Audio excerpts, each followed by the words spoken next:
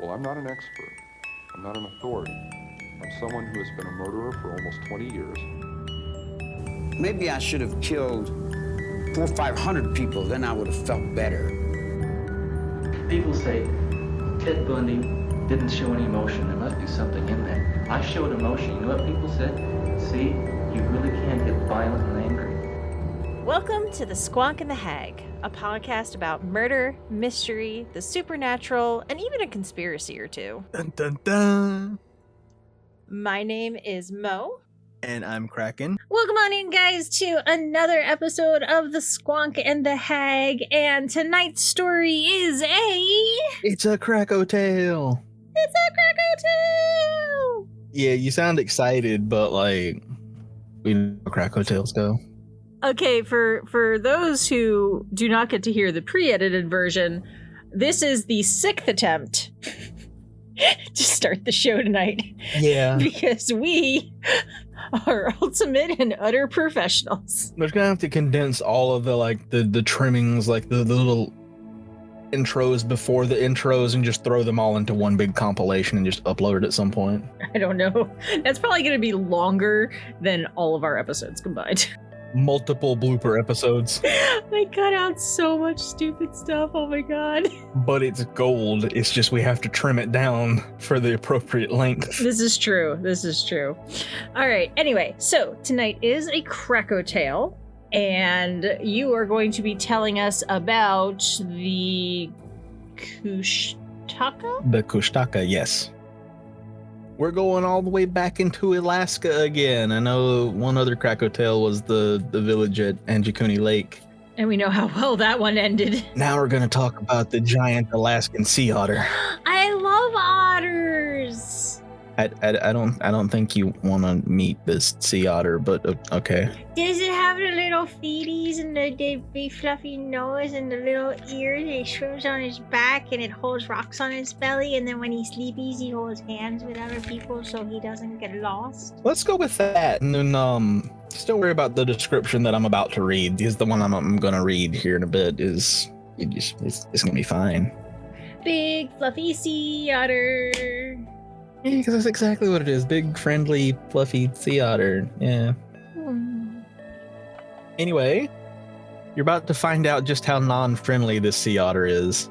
So, we all know Alaska can be a wild place, more than I think people outside the state are aware of. Because if I'm not mistaken, there's areas where there's no electricity, there's no anything. It's literally just villages. Mm-hmm.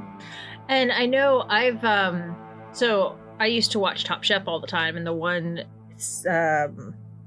season there was a woman from Alaska, and it was not uncommon for wild animals to try to get into her like walk-in freezer at the restaurant.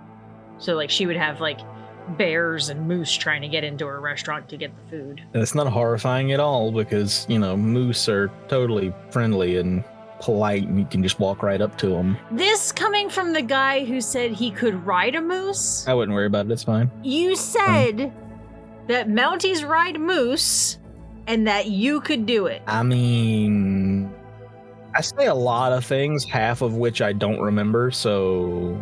Remember that one time? You probably don't, because you don't remember things, but one time you were like, I'm totally gonna just give you $1 million on April 11th, 2023, at 6:30 p.m. So it happens to be 6:30 p.m. on April 11th, 2023, and yeah, Krakow, where you promised. Oh yeah, that. Yeah. So the money is in a bag, and funny enough, I timed it perfectly. I told you that date and time because I knew we would be recording this story. It is actually in Alaska where this story takes place, in a bag. That wasn't the deal. You're gonna have to go get it. I kind of left that part out. I kind of forgot about that. The deal was that you were going to give it to me. Yeah, I'm gonna give it to you when you get to Alaska and pick it up. You'll have it then. I will have it to you. Hi, sweetie. Miss Mara has decided that she needs to be here before the podcast. Oh no, have I angered the princess? Oh no, what have I done? Do you want to say hi? I don't know if you heard that or not. Mara says, where's my money? Back to Alaska.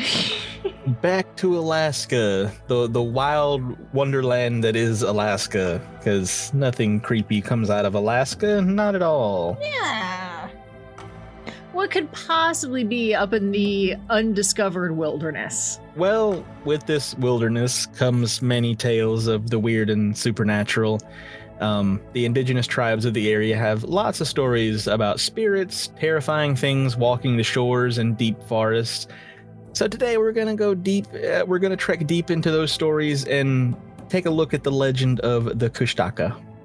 Apparently this is, and I know Ranger has looked into quite a many weird stories, and apparently this is... That's an understatement.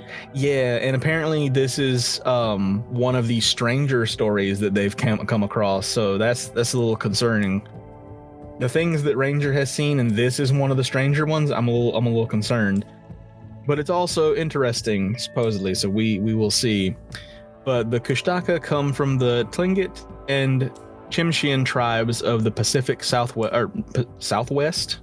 That's not how you say Northwest. The Pacific Northwest and Southern Alaska. There we go. Are we going to have another geography lesson this week? Probably. The mid-north southeastern Alaska. Yeah, and obviously, if you border another state, you might as well be in that state. Pretty much, close enough. That's how that works. But, so you were thinking that these otters were, cuddly and friendly. I'm sorry, but no, they're not. All right, podcast over. Bye.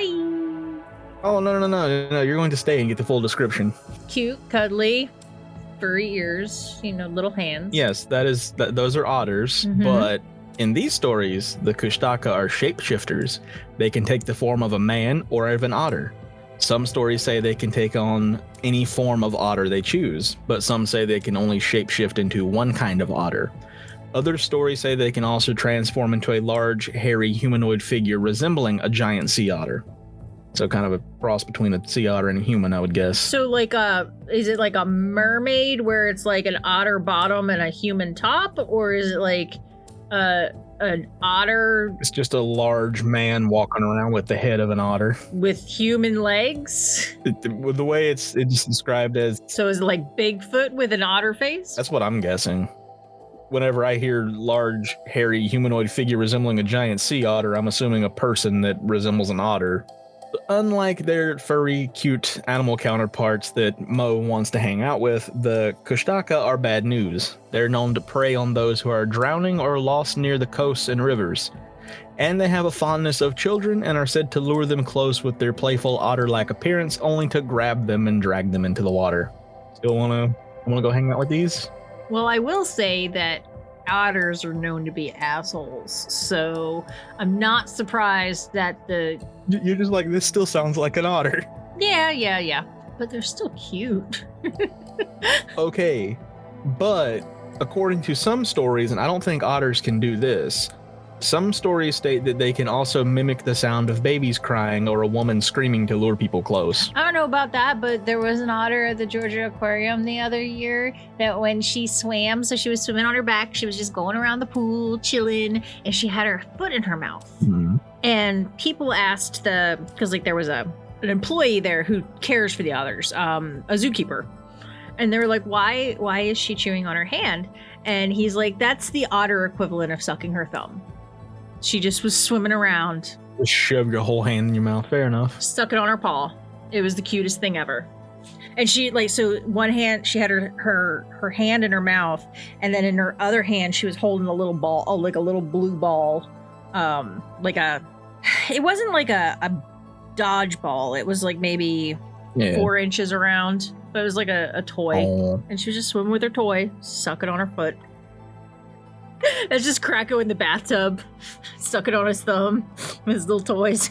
Fair enough. Do you get those, I don't know that we needed that image, but here we are. Well, do you get those things where you can, write on the wall? It's, washable, crayon or marker or whatever for the bathtub? It's, just soap. No, just use regular markers. Just watercolor paint. It'd be fine. We'll buff out. Moving on. So, besides them mimicking human sounds to lure people in. They can also use their human appearance to trick people into getting close by acting like they're going to help the lost person get home, only to harm them once the person's completely alone with them. But there are apparently some stories of the Kushtaka actually being helpful by saving people from freezing or drowning by turning the unlucky person into a Kushtaka. Oh, you're drowning? Let me save you. You are now otter. See, I feel like that's like a very vampire type thing. It's like, oh, haha, I will save you and you will live forever. Cursed. So these giant otter people are also vampires, got it. I mean, at least they were kind of nice and tried to help people from freezing or drowning. I mean, yeah, it did help them, but just now they're one of these creatures. So you may be a large otter creature now, but exactly. You didn't drown. And now you can't drown because you're an otter. Now you have cool otter powers. Now you can break clams on your belly using a rock. Now you can swim on your back with your whole hand in your mouth holding a ball. I mean, who doesn't want to do that? Okay, fair. Like, could you imagine if instead of having to be like an adult human, you could just swim in a pool all day on your, like, just floating on your back, hugging your toy, sucking your thumb? I mean, you probably could, like, if you can come across one of these things, just swim out into the water and pretend to drown until they turn you into one of them. I feel like we could just honestly have a conversation, be like, hey, Mr. Kushtaka, excuse me, I know what you are. Can I join? Where do I sign up? Loving the vibes. Is it considered a cult or is it a religious organization? Which usually is a cult. I just want to know so I know what to put down on my tax forms. Are we tax exempt? Do I have to wear a Nike tracksuit? Is there a dress code? When are the meetings? I am here for it. Please tell me there's no Kool-Aid involved. Fair. I love how we have turned a cryptid into a cult somehow. Is that not how we do things? Fair. But moving on. So these stories themselves have been obviously categorized into, quote, boogeyman tales that the Tlingit women would tell their children to keep them from wandering too close to the ocean or away from camp. But Ranger says that after looking further into it, that this just trivializes these stories. But the Kushtaka can take the soul of a person and turn them into a Kushtaka. So I guess it's not just like a vampire ritual. It's like they just kind of swap the soul out for, just like, we'll make a trade. You give me your soul, I'll give you a Kushtaka soul, and you can become otter.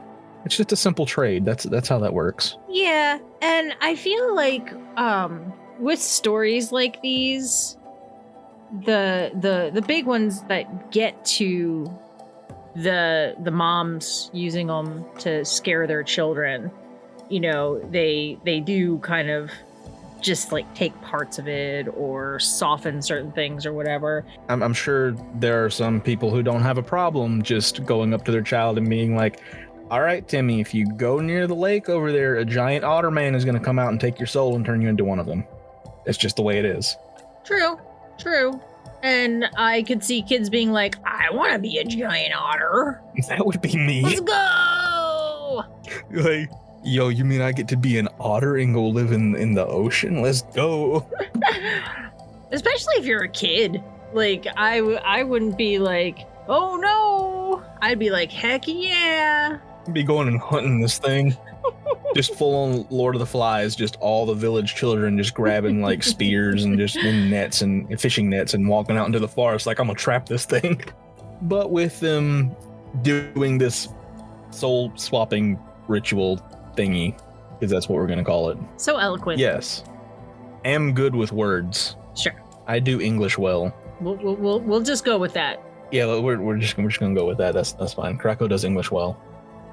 Thereby, in Tlingit culture, making this person, upon swapping their soul out, makes them unable to reincarnate, and consequently the everlasting life that reincarnation implies.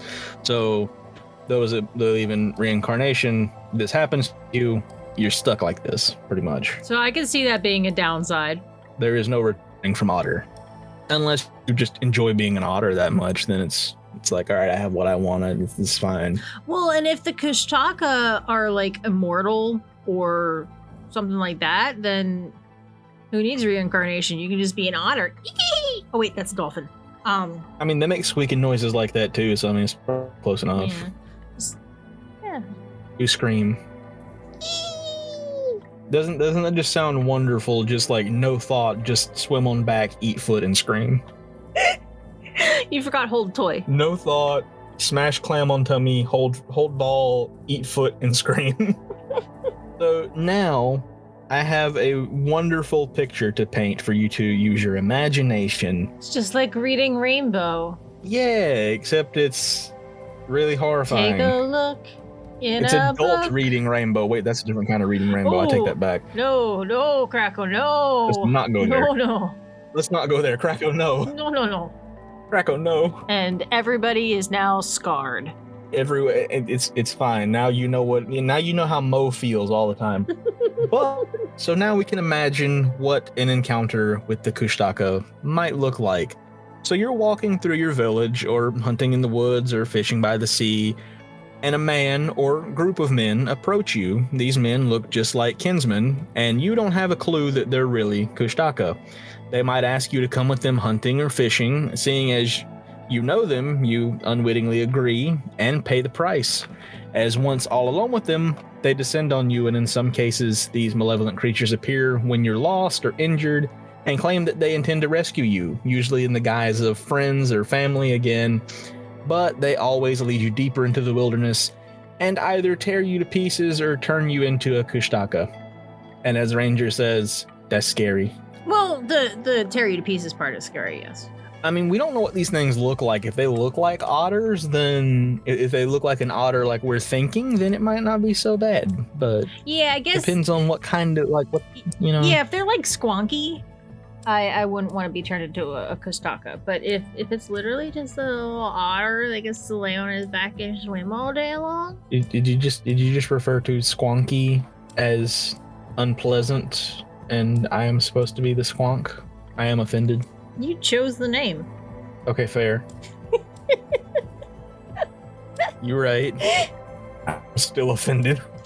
Oh my god, over the weekend at Easter dinner, I had to try to explain to my father what a squonk was. Oh no. How'd it go? I'm pretty sure he just nodded and said okay to get me to shut up. Fair. And then he started watching the baseball game. I would love to have heard that conversation. Well, yeah. Because it came up, I was like, oh yeah, there's a squonk festival in Pennsylvania in August. And he's like, what is a squonk? Because my dad doesn't use computers or technology or anything like that. So he doesn't know. My mom played the podcast for him one time on a speaker. Mm-hmm. He doesn't know what it's called. He doesn't understand what a podcast is. So I just drop it with him. So he doesn't know the name of our podcast. So he's like, what's a squonk? And I was like, oh, it's a thing. It's definitely a thing. We have an episode on it. If you don't know what a squonk is, you should check out that episode. Would it be rude to have described a podcast as it's like a radio show? Why would that be rude? That's basically what it is. It's talk radio, but self-produced. We have our own radio station. I'm going to bring this back up again. At whatever point Krakow comes to Pennsylvania, we're going to do podcast live where we have video with it as well, and I'll just hold a whisk with a little lapel mic clip to it. Why would you have to clip a lapel mic to it? Because I don't know if you're aware, but a whisk doesn't actually record audio. Yeah, but we could have like a regular microphone like off camera that could pick you up. But that would make too much sense. Fair. And it's too obvious. I'm gonna be breaking out the Advil tonight, aren't I? Probably, because we're not even halfway through. So on to our first story about the Kushtaka. The first two are Tlingit stories, and the last one is from a prospector from the 1900s. I actually said that date right this time. I'm proud of you, Krakow. So this folktale is called The Land Otter's Captive. It was recorded by John Swanton of the Bureau of American Ethnology. I struggled to say that word whenever I first read it, because I was like, my brain just couldn't figure out how to say it. That word of all words. I'm actually surprised that you didn't use something like entomology or... That's what my brain wanted me to say, but I had to force it to say the actual word. Ethnology. Good job, Krakow. I had to enter the manual override code. Several persons once went out from Sitka together when their canoe upset and all were drowned except a man. Now, this word I'm not going to be able to pronounce because there is a lot of... There's letters in it? There's letters in it, and they have markings above the letters, and I don't know how those are pronounced. I literally cannot even comprehend how to pronounce that. But this one man was the lone survivor when a canoe came to this man, and he thought that it contained his friends. But they were really land otters. They started southward with him and kept going further and further until they had passed clear around the Queen Charlotte Islands. And at every place where they stopped, they took in a female land otter. All this time, they kept a mat made out of the broad part of a piece of kelp over the man that they had captured until, at any length, they arrived at a place they called Rainy Village. So I guess that's their blanket is a piece of kelp. Is kelp that big? I thought kelp was like little. I thought it was small as well, but maybe there's some larger pieces of kelp. But I don't know how kelp works. I know it's a plant. Now I'm curious as well. Anyways, let's continue on. Continuing on, we have We'll now worry about kelp later. These land otters have arrived at a place called Rainy Village with this man. And at this place, the man met an ant who had been drowned years before and had become the wife of 2 land otters. She was dressed in a groundhog robe. I do not know what a groundhog robe is. These are all new things to me. I'm pretty sure it's a robe made from groundhog. That would make sense because my brain was just like, is this a robe with a groundhog pattern all over it? But that makes more sense. Yeah. I mean, technically, if it's a robe made of groundhog, technically it is a robe with a pattern of groundhogs, because... Yeah, but it's not like a nice little printed cotton. They got it from the local IKEA. Yes. Yeah, that's exactly where it came from, Krakow. Yes. So this woman then said to him, your aunt's husband will save you. You must come to see me this evening. When he came, his aunt said, I can't leave these people, for I have learned to think a great deal of them.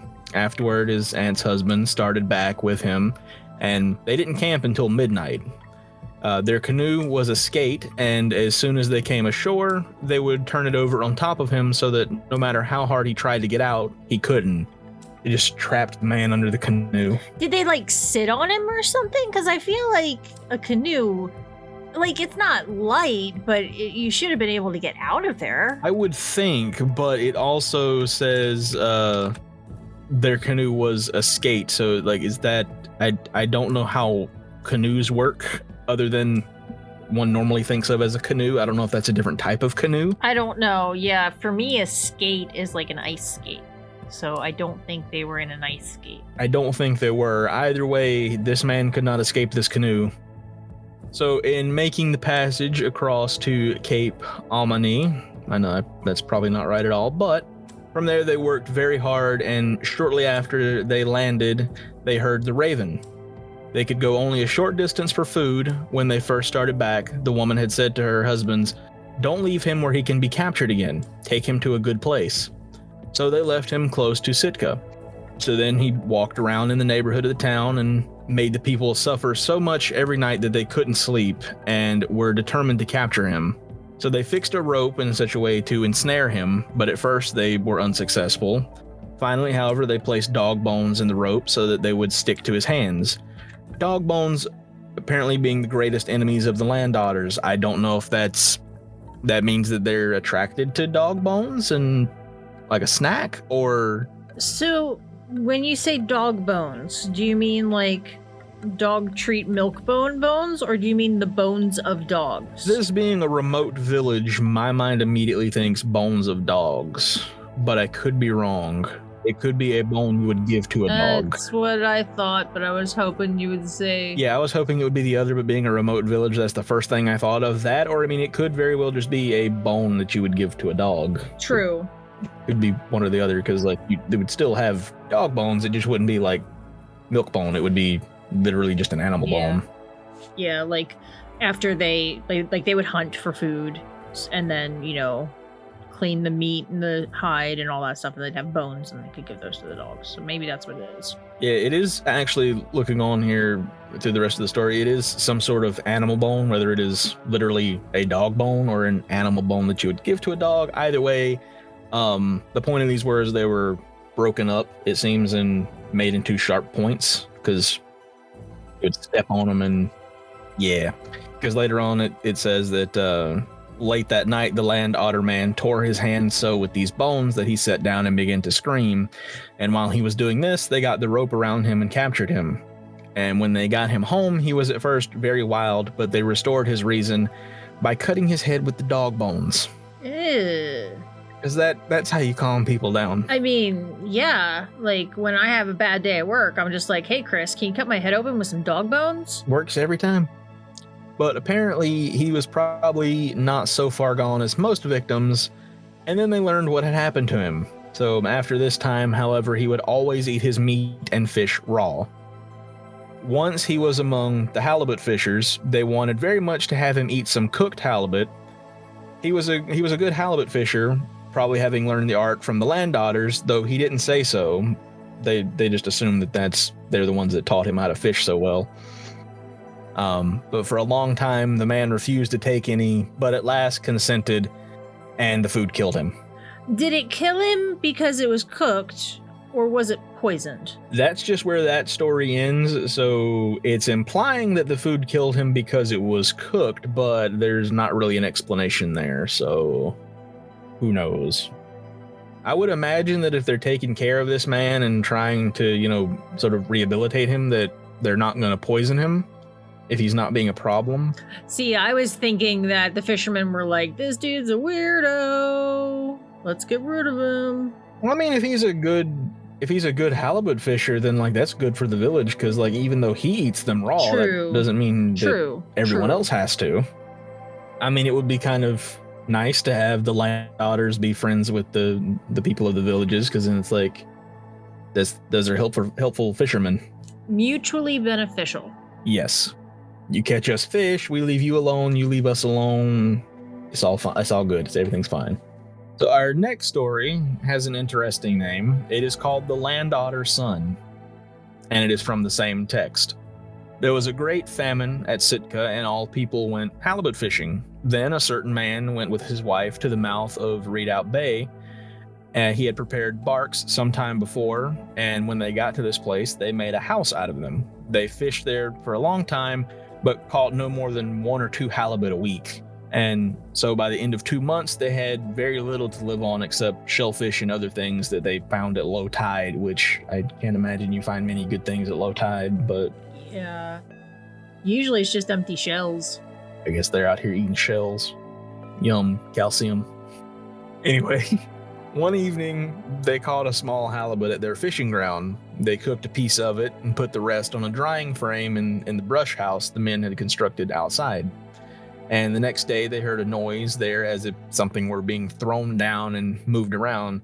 The woman said, what could that be? Then her husband went out and was astonished to see 2 medium-sized devilfish lying there. What's a devilfish? The name sounds familiar, but honestly, I don't remember right off. So it's just a type of fish. Yeah, it's a type of fish. So upon looking that up really quick, there are some fish that are called devilfish, which basically they look like rocks. Oh, okay. That's their camouflage. They literally look like rocks. But another thing that comes up is devilfish is basically a manta ray. It's a giant devil ray. So I don't know if it's actually the fish or if it's like the manta ray type fish. Oh, wow. There's 2 types of devilfish, one with a space and one without the space. Without the space, it looks like a little small rock, but it's a smaller fish. But apparently there's many fish with the name devilfish. Well, the notes don't have a space. So I would say it's probably the fish. Probably. So he wondered how these devilfish had gotten up from the beach. Then he went in and said, wife, I am in luck. There are 2 large devilfish out there. I don't know who brought them, but tomorrow morning we'll take them and see if we cannot catch some halibut. The person who brought them here is very kind, for I've been hunting everywhere vainly for bait. The woman sat down and considered, and finally she said, do you know who brought them here? He said, no. Then she said, I'll tell you who brought them here. Don't you remember that my son drowned a year ago and no one has seen anything of him since? It must be he who has taken pity on us because he sees how poor we are. I'll call his name, and if I hear anyone whistle tomorrow or any other night, for I know it's my son." So the woman spoke. And in the morning they went out with these devilfish and caught 2 halibut. Evening came on, and after they had reached home, it was dark, and they began to cook the halibut. Just as the woman was putting some into the pot, a person whistled behind the house, and then she said, "We've longed for you, my dear son. Come in and don't whistle around us. We've been wishing for you for the last year, so do not be afraid. It's only your father and I. Come in." And then it whistled again. The man went to the door and opened it and said, "Come in, my son. I think you've come to help us because we're very poorly off here. The door is open. Come right in." I don't know if it's a good idea to just invite things into your home that you're not 100% sure what it is, but they just went for it. Yeah, because there are a lot of bad creatures and cryptids and humans that can whistle. Mm-hmm. So... And there's a lot of things that can't enter your home, like such as vampires, unless they're invited. Unless you invite them in, yeah. So just inviting things in, I don't think that's a good idea. No, I don't think so either. So, after the father said this, they didn't see him enter, but all of a sudden he was seated opposite them with his hands over his face. Oh. I don't know how he did that, but now he's there. Yeah, that's not concerning or creepy at all. No. At this point, they spoke to him, saying, "Is it you, my son?" And he only whistled by drawing in breath. So normally you whistle by blowing out. He did it inhaling. I can whistle both ways. I mean, same, but after this, seeing him sitting there opposite them, they spoke to him, saying, "No, is it you, my son?" And again, he whistled by drawing in his breath. And that was the way he spoke to them. That apparently he couldn't speak, he could just whistle. But toward midnight, he did begin to speak. The father said, again, "Is it you, my son?" The land otter man said, "Yes." He motioned to them that there was something outside which he brought for them. It was more devilfish. He said, "In the morning we will go out." And the woman gave him a pillow and 2 blankets for the night, and he slept on the other side of the fire. First of all, I don't know how comfortable I would be depending on what this man looked like, if I would be comfortable sleeping like in the same room as him. I mean, they think it's their kid. Be a little concerned. Yeah, but just the appearance be a little startling, I would think. Just a giant otter. Okay, the dude went to the door and was like, "Hey, random thing out there that we think is our son, come on into the house. The door is open." Yeah, obviously they're not afraid, but like me, I would be like, I'm not 100% sure about this. Fair. Something's not right here. You're just repeating my internal monologue every time I talk to you. You're not wrong. That's also how you get a Krakow as well. You ended up saying something about, "Yeah, sure, come on in," and then he just appears there. You don't see him enter; he's just there. Again, reiterating the incompetent vampire theory. Basically, yes. Well, vampire, and I don't even know it. So they slept, and early in the morning, that it was yet dark, he took his father by the feet and shook him, saying, "Get up, we will go out." He told him to take his fishing line, and they carried down the canoe. Then the land otter man stepped in, and his father followed. His father gave him a paddle, and the canoe went flying out to the halibut ground. It was his son's strength that took them there so quickly. So apparently, it was like they attached a motor to this canoe that he paddled that fast. Wow. They were just gone. So when they suddenly stopped the canoe at their fishing spot, he took the line and baited the hook with 1 devilfish tentacle. I didn't know devilfish had tentacles, but apparently they do. Then again, I didn't know what a devilfish was until a minute ago, so who knows? Anyway, he baited the hooks, all the hooks, and lowered them, and then he tied the end of the line to the seat. He said to his father, "Put the blanket over you. Do not watch me." His father did so, but observed him through a hole in the blanket. The land otter man, without causing any motion in the canoe, jumped overboard and went down the line and put the largest halibut he could find on their hooks. And when he came in, he shook the canoe, and his father pretended to wake up. He gave the line to his father, who began to pull up. Very many big halibut began to come up, which he clubbed and threw into the canoe as fast as he could. And then they turned the canoe around and headed home. So I don't know if that counts as fishing. You just like have a fish and someone jumps over into the water and just attaches the fish to the hook. And then when you bring it up, you club it. I don't. It's a very odd fishing trip. A little bit, but I was like, Krakow, you okay? after this odd method of fishing, he then turned the canoe around and started for home. The canoe was full, and on the way, the land otter man was in the bow holding a spear, and after he held it there for a long time, he threw it. His father couldn't see that he had thrown it at a large seal. He brought it close to the canoe, gave it one blow to kill it, and threw that into the canoe. When they came ashore, it was almost daybreak, and then motioning to his father that the raven might call before he reached shelter, he ran straight up to the woods. Now this man's wife came down and began cutting up the halibut. By the time they had it all in the house, it was dark. The same evening, before they knew it, he showed up again. The man took some pieces of raw halibut, cut them into bits, and placed them before him, and he turned his back on them and ate very fast, and he would again only eat raw food. After about a week later, they told their son not to go into the woods at night, but stay with them, and so he did. When he wanted to go fishing, he would awaken his father while it was still dark, and then they would start off. Each time, they brought in a load of seal, halibut, and all sorts of different things, and they began to have great quantities of provisions. After that, they began to see his body plainly. His mouth was round and had long hair, had grown down over his back all the way to his butt, and he took nothing from his father and mother but raw food. So I'm guessing our assumption was correct that it does almost look like Bigfoot. Bigfoot, cousin it, and an otter had a baby.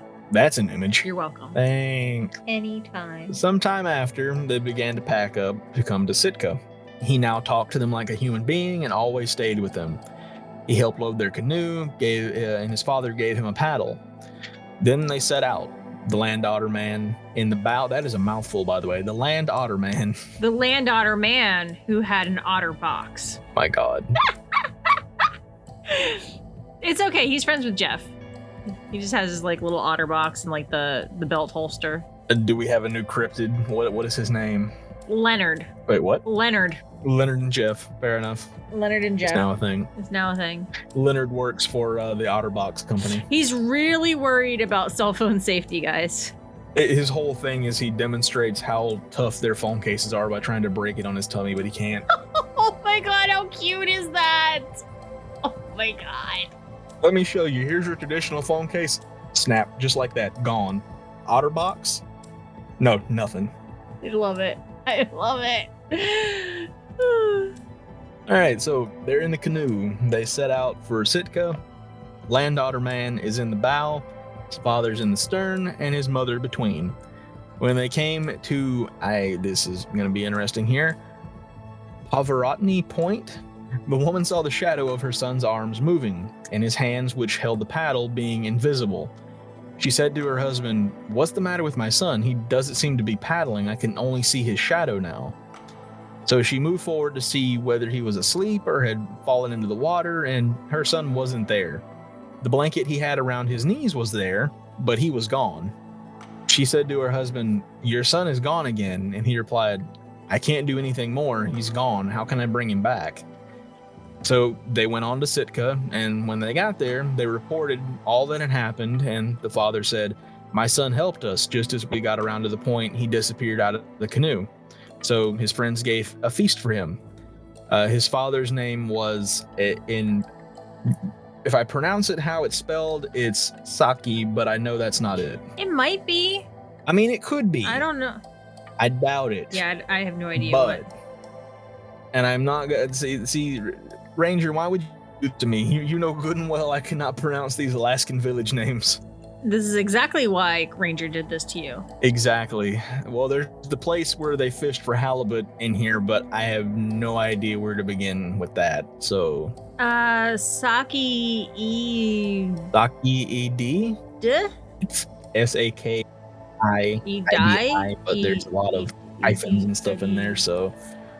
Imagine a lot of those words are silent and we're like way off. We have probably just butchered and offended the Alaskan tribal nations. We can no longer go to Alaska because now we've just offended all of them. We have to make sure they never hear the podcast. I know you think very highly of the podcast, but I don't think they're ever going to hear the podcast anyway. I mean, one can hope. One can hope. That it would reach that One far. can hope. But we'll just start like running the podcast audio through like a little transcriptor thing where it writes it out, and we'll just make like podcast pamphlets, and we'll just like start passing them out. Or you could do like Episode 3. You could do like ham radio and just like play it over the airways. No, just while we record, I'll just have like a Morse code machine over here, and I can just be tapping away. Except you don't know Morse code, so someone would just get and they'd be like, No. Fire the lily. Fire, squirrel, Scissors. train house? What? Milk scissors? What? Milk scissors. Cheese garden? What? Oh, I would go to a cheese garden. I mean, same. If it's like a beer garden? Oh man, imagine a beer garden, but instead of beer, it's cheese. Yeah, no one's going to be surprised by this that you thought of beer garden, and my mind went immediately to let's plant some cheese and grow it in the garden. Krakow, you can't grow cheese. Well, I know that, but... Do you? No comment. Do you know how cheese is made? I gotta take the shovel and go out back and dig up some stuff that's... I'm leaving. Anyway, there it is. Took a while this time, but we got there. Last story. This one is from the 1900s. A gold prospector named Harry Culp and his 3 companions exploring the Patterson Glacier north of Thomas Bay, known locally as the Devil's Country. Sounds like a lovely place. It gets better though, and called the Bay of Death by the native Tlingit due to a landslide that happened in 1750 that killed 500 villagers. Oh God. This was incidentally attributed to the machinations of malevolent Kushtaka. They returned with a tale of a disturbing encounter with the Kushtaka. Culp wrote about his encounter, but the manuscript he penned was not discovered until after his death by his daughter, and has since been reproduced as the strangest story ever told. And this is an excerpt from that work. Oh wow. I left come the next morning, which was a fine sunny day. I took only the rifle with me, and when I came to the ridge, sure enough, there were a few grouse hooting. I shot 2 and had gotten them when I bagged another one, which fell down the ridge about 100 yards before I hung it up. While on my way down to pick it up, I found that piece of quartz. Up to that time, I had paid very little attention to what the country I was in looked like, as it was so heavily timbered and brushy. The formation didn't show up, and I had no tools with me to uncover it. The top of an old snag had broken off and fallen, scraping the top moss and loose dirt for a space of about 8 feet wide and 18 or 20 feet long, uncovering this quartz ledge, which is where I found this piece. This ledge was worked smooth by a glacier at one time, and I couldn't find anything to take a piece off with, so I used the butt of my gun to get that piece. In doing so, I broke the stock of my gun, thus ruining it for further use. This didn't worry me any, as I knew there was not game in the country larger than a grouse, and a few of them. My first thought was of the richness of the quartz, and of you fellows, and getting back to town to round you all up so we could get busy on it. Apparently, I don't know how much quartz is worth, but apparently he's not worried about breaking everything, just like, give me this quartz. I didn't think quartz was really worth much. I didn't think so either. Like, I know it's used for things, but it's not rare like a diamond or something. It's just, then again, back then, maybe they didn't know where to find it. I don't know. Maybe, but like right now I could literally go to my local science museum and pick up a bag of it for like $1. That's something to look up later. So after looking over and enjoying the feeling of knowing I had made a rich find, I covered the ledge up again with moss, limbs, and rotten chunk. Finishing that job, I thought I could climb over the ridge directly over the ledge and get my landmarks, so I could come back to it again or tell you where it was if anything should happen to me.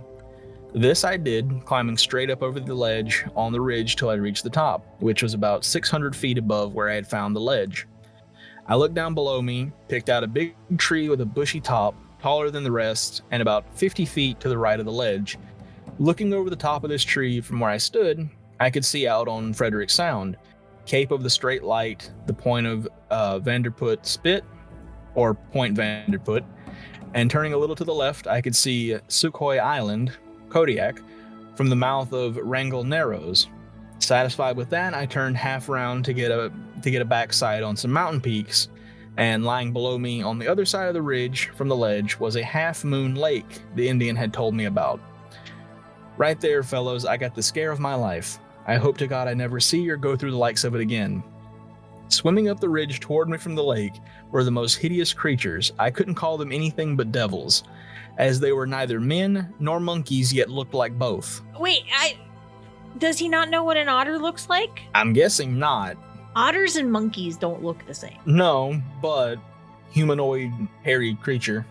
He is also at a distance, too. Okay, true. So supposedly they were entirely sexless and their bodies covered with long, coarse hair. Okay, never mind. He's given a lot more detail here that I think he just didn't know what an otter looked like, because apparently their bodies were covered with long, coarse hair except where the scabs and running sores had replaced it. If he can see that, he's close enough to make out a little bit more detail. He's just never seen an otter. Yeah. Well, then again, we are talking about someone who has found some quartz and is now going to get rich off of it, so maybe they'd never seen otters. Like I said, maybe back then quartz was worth something. But each one of these creatures seemed to be reaching out for me and striving to be the first to get me. The air was full of their cries, and the stench from their sores and bodies made me faint. I forgot my broken gun and tried to use it on the first ones, and then I threw it at them and turned and ran. God, how I did run. I could feel their hot breath on my neck, their long claw-like fingers scraped my back. The smell from their steaming, stinking bodies was making me sick, while the noises they made, yelling, screaming, and breathing drove me mad. Reason left me. How I reached that's also Moe's internal monologue. Reason left me. When I came to, it was night, and I was lying on the bottom of my canoe, drifting between Thomas Bay and Sukhoi Island, cold, hungry, and crazy for a drink of water, but only to satisfy the latter urge. I started for Wrangell, and here I am. You no doubt think I'm either crazy or lying. All I can say is, there is quartz. Never let me hear the name of Thomas Bay again, and for God's sake, help me get away tomorrow on that boat.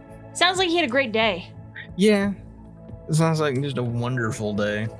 The last story, as it stands, needs some more context on what might have happened. In researching the story, Ranger came across this bit of information. Before 1900, there was a vessel, we couldn't find the name, that was reported lost in the vicinity of Thomas Bay.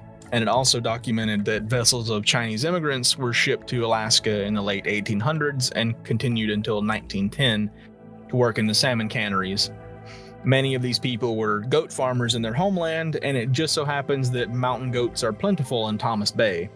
So it's a plausible conclusion to state that in this instance, a group of maroon Chinese immigrants might be what Culp saw that day. They would probably have had skins from the goats they were able to catch, sores from a poor diet, knew no or little English, and had different facial features than what Culp was seeing. If this is the case, it is a tragic and strange story indeed. However, it's just a theory. We want to stress here, no matter what, these stories of the Kushtaka are of major cultural significance to the Tlingit and Tsimshian tribes and should not be mocked or theorized about. The land otter is of specific importance as it was seen by these people as a connection between human and animal due to its human characteristics, both physically as well as its mannerisms.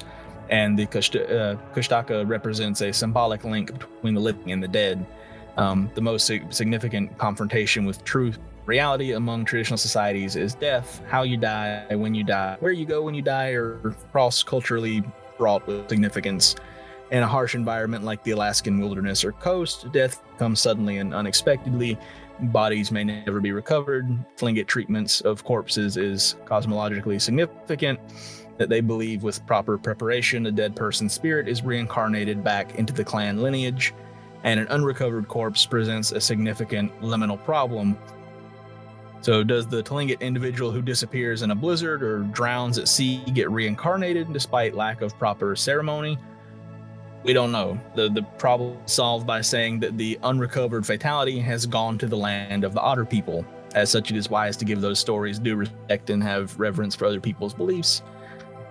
So hopefully we did the story of the land otters justice and didn't offend too many people with our terrible pronunciations. I feel like people are less likely to get offended by us not being able to pronounce things than us not respect. Like, if we didn't respect the stories, respect the culture, then I could see people getting upset. But us just not being able to say words because our mouths don't work properly. Mm-hmm. And our brains don't work properly. Speak for yourself. Fair. No, my brain doesn't work right either. I was gonna let you have that one, but then I was like, okay then. Okay then. Dude, I spent last night researching horrific crime for fun. My brain's not right. Fair enough. But that is our story for today.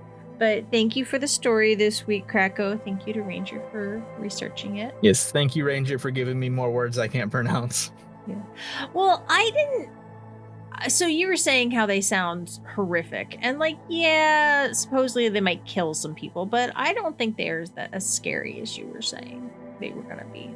Yeah, I don't think so either. These people are like comfortable enough to like share a canoe with them and sleep near them and everything. That they can't look that horrifying. It's just I think it's just the thought of a humanoid otter is kind of odd because it's not something you'd see all the time.